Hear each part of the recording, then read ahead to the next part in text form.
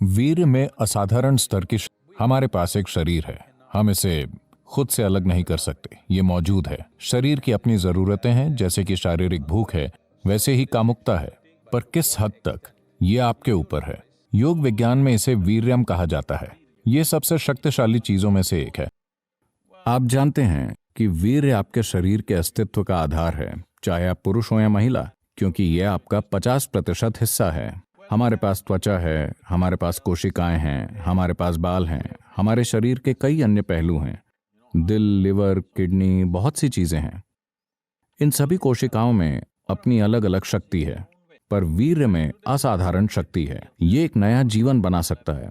आज आप एक उपकला यानी एपिथेलियल कोशिका लेकर प्रयोगशाला में बहुत कुछ कर सकते हैं, और शायद हम आपका क्लोन बना सकते हैं। ठीक है, तो क्षमता यहां भी है, पर उस तरह की क्षमता नहीं है जितनी कि उस कोशिका में है जिसे आप वीर्य कहते हैं। तो यौगिक संस्कृति में इसे वीर्य कहा जाता है।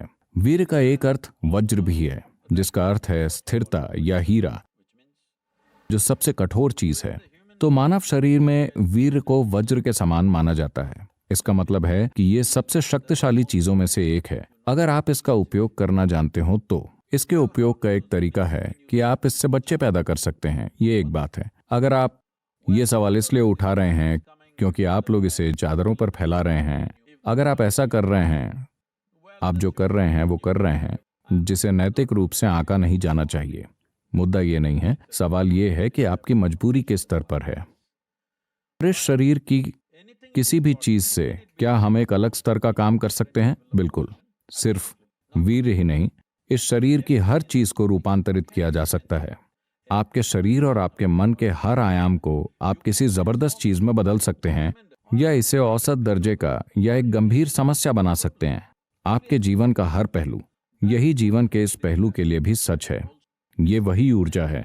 देखिए, लोग इसका शाब्दिक अनुवाद कर रहे हैं, पर अगर आप उपकलता यानी एपिथेलियल कोशिकाएं बनाना चाहते हैं, तो शरीर इस पर जितनी ऊर्जा खर्च करता है उसके मुकाबले अगर आप एक वीर्य की कोशिका बनाना चाहते हैं तो शरीर जितनी ऊर्जा खर्च करता है वो बहुत अलग है। इसे वैज्ञानिक रूप से स्थापित किया जा सकता है।